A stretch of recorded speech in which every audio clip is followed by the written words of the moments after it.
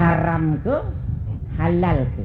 Artinya kalau kita buat iklan arak, ada orang minum arak kerana terpesona dengan iklan, kita akan tanggung minum orang itu. Orang yang minum arak itu kita yang tanggung. Man sanna sunnatan sayyi'atan fa'alaihi wizruha wa wizru man amila biha min ghairi ayang kusa min auzarihim syai'un. Barang siapa membawa satu sunnah yang jahat, maka baginya dosa, dan dosa orang yang melakukannya kita yang tanggung. Sedikit pun tidak kurang dari dosa-dosa mereka itu. Kan? Bukan saya yang cakap, Nabi yang cakap. Tapi yang cakap gini dah orang tak nak dengar tu. Nak tanya pula setengah-setengah ulama pula tak berani nak kata. Apa hukum tuan elan-elan ni? Saya nak cakap pun payah. Haram ke tuan? Sah juga tu. Halal ke? Payah juga saya jawab tu. Jadi apa pula hukum tuan sebenarnya? Halam. Haram pun tidak, halal pun tidak. Nak jaga pangkat, halam. Sekian dimaklumkan. Tuan-tuan dan puan sekalian, demikian maka kita patut ketahui dalam masalah rohani tadi ni beberapa perkara. Pertama, pengertian sakit rohani tu benda. Kemudian penyebab-penyebab dia, gejala-gejala dia, hal-hal yang merosakkannya, dan cara pengobatannya. Itu. Maka di sini disebut makna penyakit rohani itu sifat yang buruk, sifat yang merosak, sikap mental yang buruk, mendorong ke arah kejahatan. Ringkasnya, sikap yang buruk merosak rohani, mengganggu kebahagiaan, dan merentang ke arah keredaan Allah Subhanahu wa taala. Ini penyakit. Kalau ada yang menentang, merentang, menahan, mencegah daripada keredaan Allah, ini bermakna rohaninya sedang sakit. Satu ketika di Kuala Lumpur, kadang-kadang orang kita ni ada juga kesedaran ke arah sedar itu lambat. Di Kuala Lumpur tak berapa lama dulu, lamalah tahun 70-an, 60-an dulu. Seorang budak sekolah tingkatan 3 di tempat gitu. Tiap kali dengar syarahan menangis dia. Dengar syarahan menangis. Jadi ustaz ni pun tanya, pasal apa ustaz? Nampak selalu nangis. Ustaz dia kata, bapak saya, mak saya tak pernah sembahyang. Puasa pun tak pernah. Rumah saya ada bar. Hari mak saya, bapak saya minum. Itulah yang saya tangiskan selalu. Apa yang patut saya buat? Awak tidak boleh buat apa-apa. Kerana mak awak, bapak awak pun budak. Melainkan awak puasa sudah. Hari Khamis awak puasa, hari Senin awak puasa. Malam-malam awak bangun pukul 3, pukul 4, sembahyang dan baca Quran. Itu suka. Cukup itu saja. Budak ni pun buat. Hari Senin puasa. Pagi-pagi nak pergi sekolah, maknya panggil. Minum dulu. Saya puasa mak. Puasa? Aku Ramadan pun aku tak puasa. Engkau puasa sunat pula. Begitulah proses dia jalan perlahan-lahan. Malam-malam dia baca Quran. Malam-malam dia baca Quran. Satu malam dia sedang baca Quran. A'udzubillahi minasyaitonirrajim. Tatajafa junubuhum 'anil madaji' yad'una rabbahum khawfan wa tama'an wa mimma razaqnahum yunfiqun. Fala ta'lamu nafsun ma ukhfiya lahum min qurrati a'yun jazaa'an bima kanu ya'malun. Tengah-tengah malam tiba-tiba menitik air di atas Quran yang dibacanya itu. Dia pun heran, air mana pula di waktu malam ni. Didongak tiba-tiba mak bapaknya menengok dia baca Quran. Menitik air mata bapak di atas Quran itu. Bangun dia, berpeluk-peluk 3 anak beranak. Bukan ayah tak nak semayang, bukan ayah tak nak puasa. Ayah semayang pun tak tahu. Baca Quran pun ayah tak tahu. Begitulah peristiwa drama pada malam itu. Akhirnya berubahlah keluarga itu, membuang segala bar di rumah arak-arak itu dan manggil seorang ustaz tuan guru untuk mengajar di rumah, dan berubahlah keluarga itu menjadi orang baik. Dan peristiwa yang begini ni sebenarnya banyak kisah di Kuala Lumpur. Bukan mereka tak nak sembahyang, kadang-kadang malu nak pergi sembahyang kerana tak tahu. Ada yang mengambil uduk tangan dulu baru muka. Ini dia tuan-tuan puan sekalian. Kita lihat ya bahawa yang paling penting, rohani ini sakit ada sebab. Fizikal ini sakit ada sebab, kerana mungkin salah makan, mungkin berjemur dan sebagainya, mungkin jerebu dan sebagainya. Rohani pun mesti ada sebab mengapa dia sakit. Sunnah Allah sudah begitu. Silap langkah dia jadi sakit. Kadang-kadang rohani kita ini cintakan kepada Allah, cintakan kepada Allah Subhanahu Wa Taala, tetapi kita tak bawa dia untuk mencintai Allah itu. Sakit ya. Itu sebabnya ada orang yang sakit, risau, gelisah, tak mau tidur. Ada satu orang jumpa saya, dia tak mau tidur selama 18 tahun. Makan pil pun sekarang sudah tidak mau tidur. Lah dali dah badan makan pil. Itu yang pasal apa sakit, pasal tak mau tidur, rohani dia sudah rosak. Ini masalah. Itu sebabnya kita nak pesankan tuan-tuan, saya nak pesan begini. Kita ini kalau Ma'al Hijrah baru-baru ini, tuan guru kita, pensyarah kita, penceramah kita berpesan supaya berubah daripada yang baik kepada yang lebih, yang kurang baik kepada yang baik. Saya tak nak buat begitu. Saya mau begini, kita buat satu plan, buat satu rancangan, buat suatu angan-angan keazaman, tulis ataupun ingat, tahun ini aku mesti bangun seminggu 2 kali sembahyang malam. Tulis. Duha aku mesti sembahyang sekurang-kurangnya 4 hari dalam seminggu, pertambahan. Kalau tahun lepas tak buat. Yang merokok kurangkan, kalau 2 bungkus kurangkan sebungkus satu hari. Yang sebungkus setengah bungkus. Yang setengah bungkus berhenti membeli. Merokok lagi, berhenti membeli. Nak merokok minta kawan. Kawan pun kata aku pun dah berhenti beli, kan selesai masalah. Kemudian Quran kita tahun lepas baca setahun sekali tamat. Tahun ni 6 bulan. Mesti kita buat undang-undang sendiri. Orang yang dah baca Quran, tambahkan lagi dia punya peningkatan baca makna Al-Quran itu. Sudah berapa lama Quran dibaca? Maknanya berapa kali sudah kita baca makna Al-Quran? Kalau kita sudah semayang, kita mesti tengok pula apa dia makna-makna bacaan dalam semayang itu. Sudah berapa lama kita semayang? Hafal tak makna Rabbighfirli warhamni warfa'ni wajburni warzuqni wahdini wa'afini wa'fu anni? Hafal atau belum makna, atau tahu tak makna dia? Kadang-kadang sudah 40 tahun kita semayang, makna doa kunut pun tak tengok-tengok lagi. Tapi bukanlah orang sini, orang tempat lain. Maknanya kita semayang lama dah. Allahumma hdini fi man hadait wa afini fi man afait. Apa maknanya tu? Entah, aku pun tak tahu. Ini tak kelemah itu. Mesti ada peningkatan.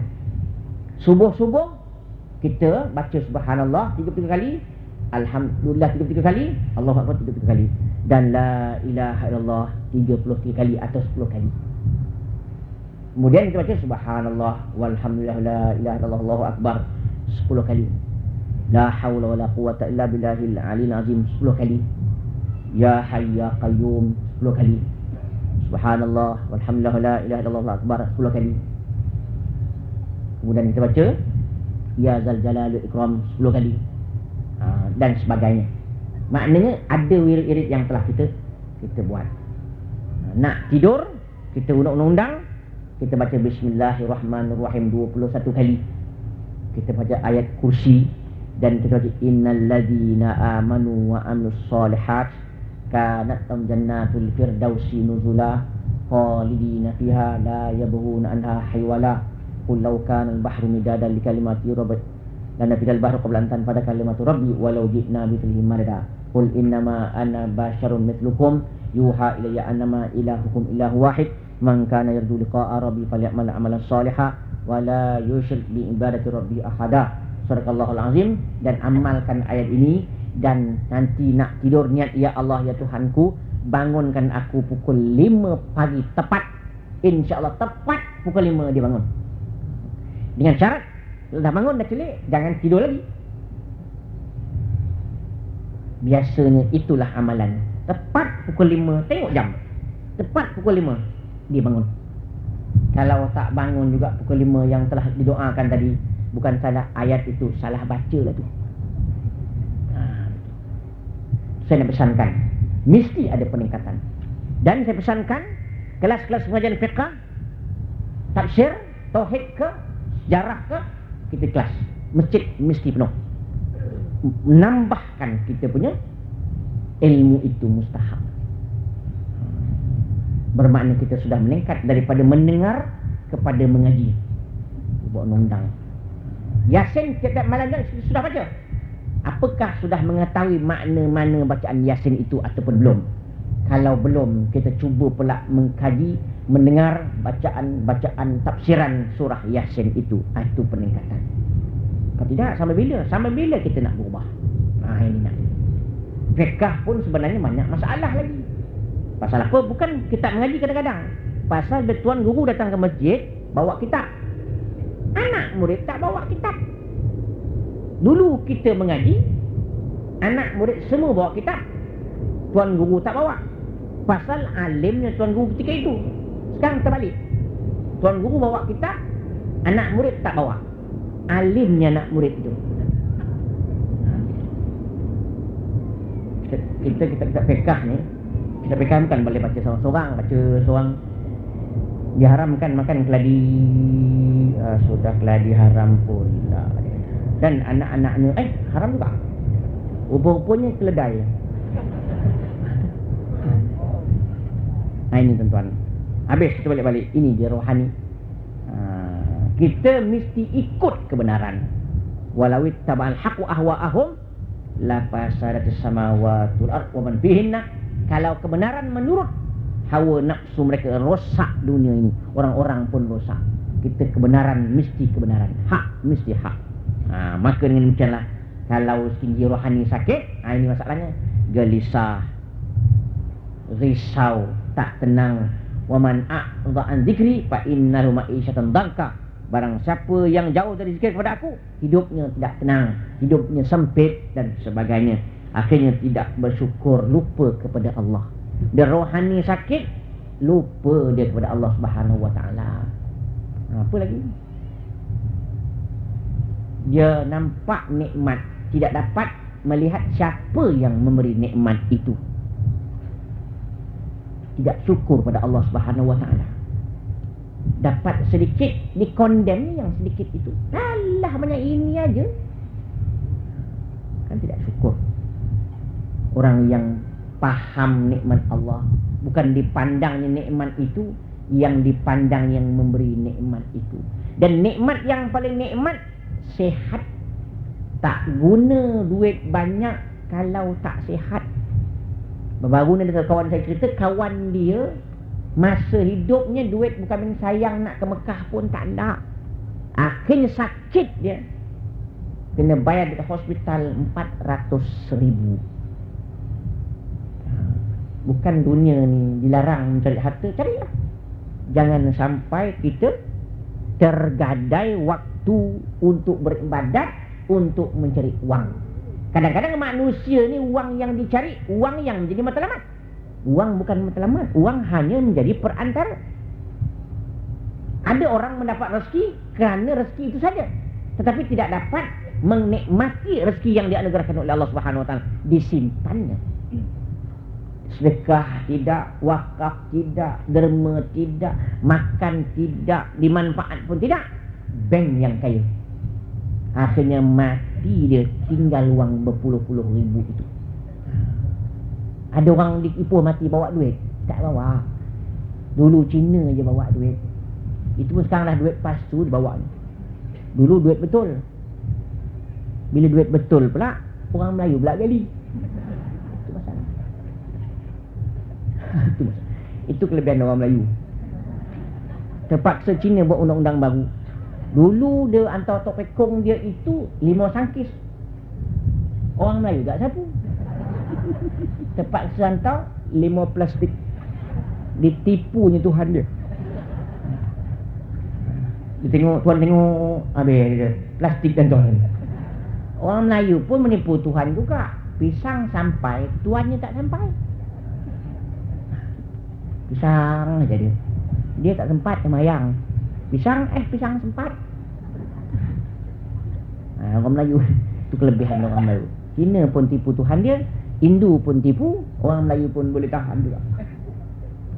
Habis, tuan-tuan dan puan sekalian, kita ringkaskan sikit lagi.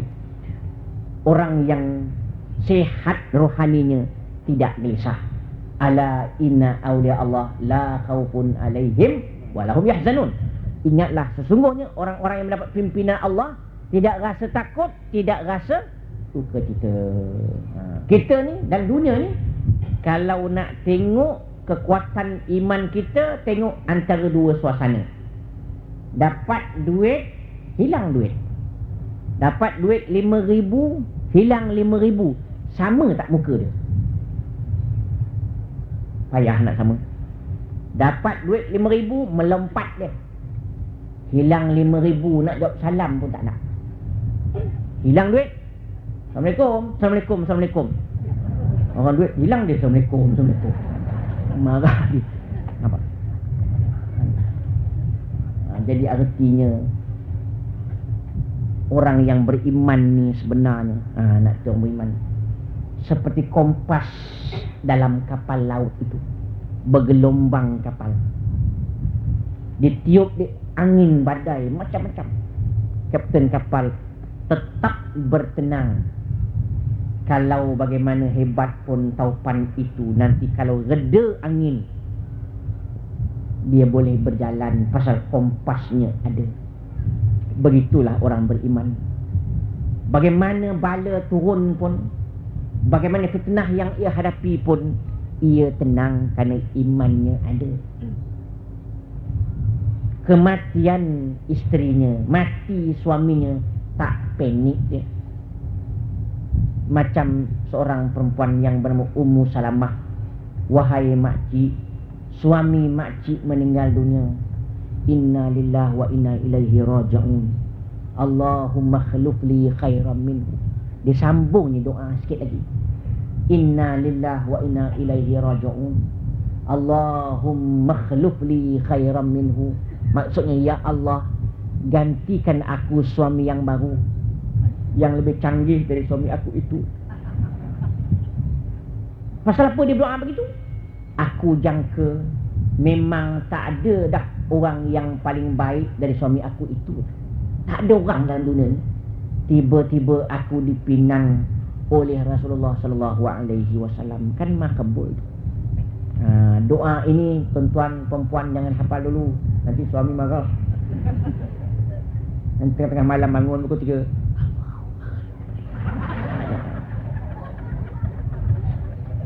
Pening suami. Nampak suami yang pemanah marah tu, Allahumma khluf li. Hang nak mampu aku cek baru. Tuan-tuan dan puan sekalian, itu dia. Jadi artinya kadang-kadang orang-orang yang begini ni, dia yang jiwa rohani rosak, jauh daripada kebenaran, tak mau terima kebenaran. Orang yang rohani rosak, cakap lampak 4 malam pun dia tolak. Marah bagaimana pun kasbuk, janganlah, kita jangan membesar-besarkan yang kecil. Kan itu sah. Kita nak cakap, para ulama cakap, orang marah, ulama ni membebel aja. Semua haram, semua haram. Saya pernah dapat suat dulu ni, ustaz, kalau semua haram, ustaz masuk hutan lah, senang. Saya pernah dapat suat terlalu kasar sampai saya tak boleh baca 2 kali, sekali je saya buang. Sayang saya buang pula tu. Tak rasa tak boleh, tak teruk benar kena. Tapi artinya itulah dia cobaan dia. Cobaan itu kecil sangat. Zaman Nabi orang baling dengan batu. Kita sekarang orang tak baling dengan batu, baling dengan ayam goreng. Kan lain beza dia. Makna kita sekarang ni tak ada apa-apa masalah, cuma sikit je masalah. Kalau kita pergi tempat-tempat lain, kalau kita pergi Brunei, masjid semua air condition belaka, sejuk semayang. Kita di sini kipas angin ada. Dia pergi Bangladesh, kipas angin pun tak ada, kapet pun tak ada, jadah pun tak ada. Masjid besar, semayang kat sini. Itu di Bangladesh. Kita di Malaysia tak ada apa-apa. Lepas semayang kan mudah-mudahan ada kenduri, kan bagus. Allahu Akbar, senyap, ada kenduri nampak kan. Ada juga. Ada masalah juga. Tuan-tuan dan puan sekalian, kemudian timbul masalah sangka buruk, suka menghasut, lemah beramal dan sebagainya. Tetapi kalau rohani sihat, dia rajin beramal. Tengok kita sekarang ni, kalau kita rajin beramal, rajin berderma, mudah berkira, senang baca Quran, rohani sedang sihat lagi. Kalau sekiranya kita ini payah sangat, nak derma pun payah, kita buat suatu peraturan tiap-tiap ada Jumaat, sedekah masjid RM1 cukup, sebulan RM4 sebagai perbekalan untuk akhirat besok. Manalah tahu di padang mahsyar besok, tengok kita pertimbangan sama berat. Cek lagi, pernah sedekah masjid RM1. Bukan berat. RM1 mahal ke? Banyak. Sikit pun tak apa. Mudah-mudahan itulah yang diredai oleh Allah Subhanahu Wa Taala. Jangan tong nak lalu makan tong, ada orang pakai tolak tu. Tolak sampai kita Allah main sunat pula dia. Itu masalah juga tu. Dia kena kod. Jangan. Duit kita yang sebenar yang kita bagi itulah duit kita. Yang dalam poket belum tahu. Dalam poket ni belum tahu duit kita boleh jadi pomen punya, boleh jadi klinik punya, boleh jadi perompak punya, boleh jadi waris punya. Yang kita punya, yang kita beri tadi, yang kita sedekahkan itu kita punya, yang sebenar-benar. Yang kita simpan belum tahu. Kena ingat tu. Banyak orang tak perasan. Dia suka simpan. Nak sedekah, boleh sedekah. Dia kata besok dah banyak baru sedekah. Simpan lagi. Nak sedekah, besok dah banyak sedekah. Sampai akhir tak sedekah. Itu sebab ni kita ni jangan terpesona dengan dunia ni. Jangan terpesona. Tak ke mana. Besok dah mati besok, barulah keluarga beri orang RM50 waktu semayang jenazah tu. Apa dapat orang mati? Belum tahu lagi. Pasal apa? Orang semayang jenazah itu mula-mula ikhlas.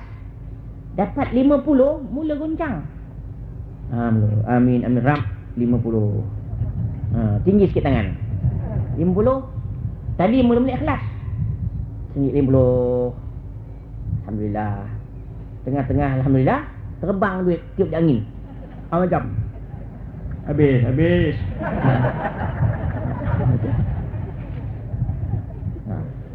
Kadang-kadang yang mati pula orang kaya. Dia sedekah RM1 tak RM1. Kita sembahyang mula Allahu Ta'ala, Allahu Akbar. Pak RM1. Alah RM1. Satu hal juga. Ini tuan. Maka dapatlah kita buat kesimpulan sesungguhnya. Rohani satu, jasmani satu. Yang paling penting ialah rohani itu. Yang tak kita sehatkan ialah rohani itu, bukannya jasmani. Jasmani juga mustahak, tapi yang paling mustahak ialah rohani itu. Terus sebab kita tidur dia waktu malam, rohani sudah tidak ada lagi. Maka tidak ada apa-apa yang penting. Kerana orang yang tidak ada rohani, makan pun tidak penting, minum pun tidak penting, apa pun tak penting. Kita tengah malam tidur, kan tak makan dah. Orang makan pun dah tak lagi. Orang dah tidur, makan pun tidak. Itu sebabnya orang tengah-tengah tidur, dia tak bangun makan. Orang tengah tidur, tak boleh dengar ceramah. Orang tengah dengar ceramah, boleh tidur. Itu beza dia. Pasal apa? Rohani sudah tidak ada. Orang tidur, dia makan pun tidak, apa pun tidak. Tetapi orang yang jaga, dia mau makan, dia mau macam-macam. Maka rohani itulah yang paling penting sebenarnya. Maka hendaklah kita didik, kita jaga, kita asuh rohani kita supaya ia cintakan kepada Allah Subhanahu wa taala. Tuan-tuan dan puan sekalian, begitulah agaknya untuk malam ini. Sehinggalah kita berjumpa lagi pada masa yang lain. Mudah-mudahan diberkati oleh Allah Subhanahu wa taala. Dan kita sentiasa berdoa kepada Allah Subhanahu wa taala supaya iman kita bertambah-tambah meningkat dan iman kita bertambah-tambah maju ke hadapan. Jangan susut, mesti kaji balik amal telah lepas, tahun ni bertambah ataupun tidak. Itu yang kita harapkan. Mudah-mudahan sekiranya kita sentiasa berdoa kepada Allah Subhanahu wa taala, iman kita akan bertambah, amalan akan bertambah, dan akhirat nanti insya-Allah akan diredai oleh Allah Subhanahu wa taala. Dan untuk makluman tuan-tuan, sedikit artinya kami ada bawa bekalan daripada Kuala Lumpur, iaitu kismis untuk anak-anak, minda anak-anak untuk ingatan, dan juga dua-dua ada, untuk otak pun ada dan untuk kesihatan pun ada, yang Nabi sebut alaikum bil habatis sauda fa innahu dawaun likulli da'in illa sam. Berubatlah kamu dengan al-habatus sauda, dia ubat segala penyakit melainkan mati. Jadi sempurna itulah kami menggunakan ubat ini untuk sembarang penyakit. Mudah-mudahan penyakit yang ada itu akan disembuhkan oleh Allah SWT berdasarkan pada hadis Nabi tadi. Ada jual di mana sebut tadi, di bawah kemah mana. Jadi adalah bersama-sama kami, dan insya-Allah mudah-mudahan diberkati Allah. Sekian, wassalamualaikum warahmatullahi wabarakatuh.